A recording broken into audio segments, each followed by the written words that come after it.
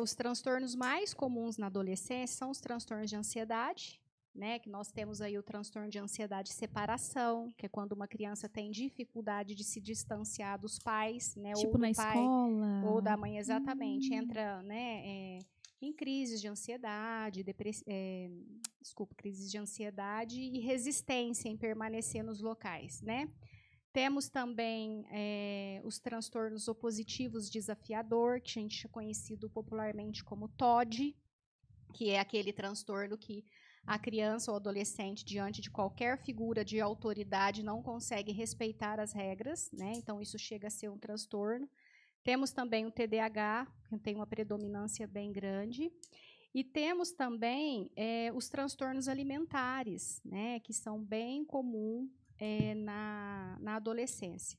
E agora, eu estava, assim, ultimamente lendo a respeito, tem um psiquiatra esqueci agora a nomenclatura, mas não lembro, depois eu falo de onde que ele é. Tranquilo. Mas da Sociedade, né, de Psiquiatria aqui do Brasil, que ele titulou agora uma síndrome da gaiola. E ele faz uma referência daqueles adolescentes, né, que na pandemia ficaram muito fechados, né?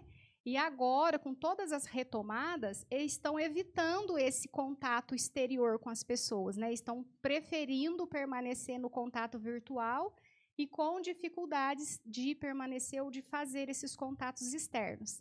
E aí ele faz uma menção ao passarinho mesmo, né? Que mesmo com uma portinha aberta, ele prefere ficar na gaiola do que tentar a sobrevivência, né?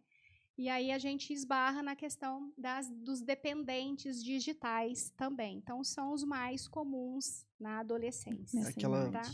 Aquela pessoa que acorda com o celular e Sim, dorme com o celular. Isso, exatamente. E a vida só faz sentido virtualmente, exatamente, né? Ele não conseguiu ainda desconfigurar, né? Ele não conseguiu sair da gaiola ainda, né? E a gente sabe que essa relação social, né, ela é muito importante, essa troca social, principalmente para o desenvolvimento das crianças e o desenvolvimento dos adolescentes. Sim. Né?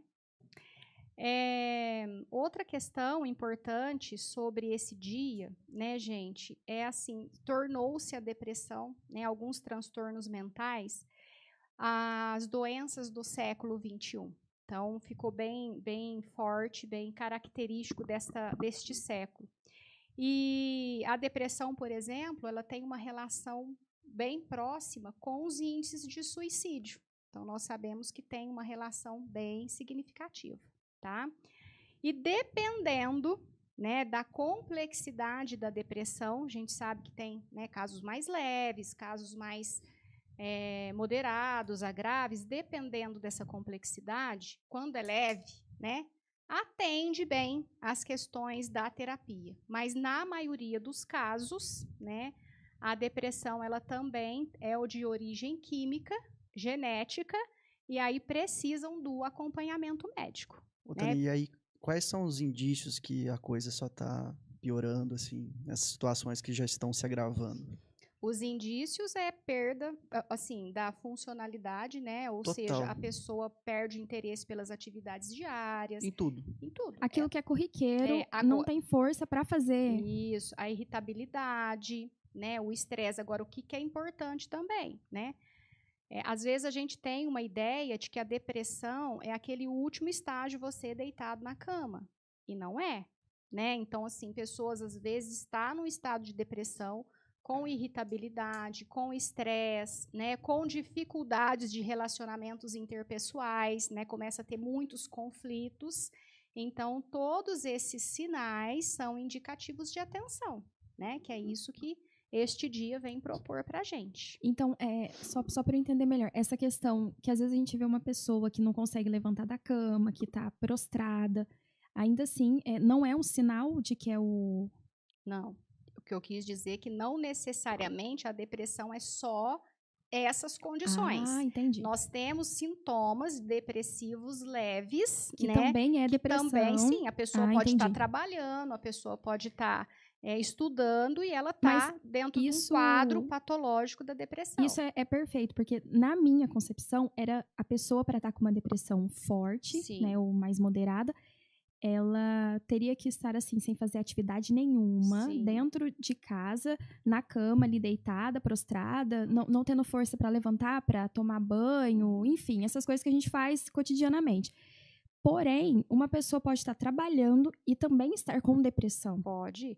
O que acontece é aquilo que eu falei no começo. Nós temos critérios, né, diagnósticos pelo manual no DSM-5, que é um manual estatístico de doenças mentais, que ele, né, nos sinaliza os critérios patológicos dessas doenças, né?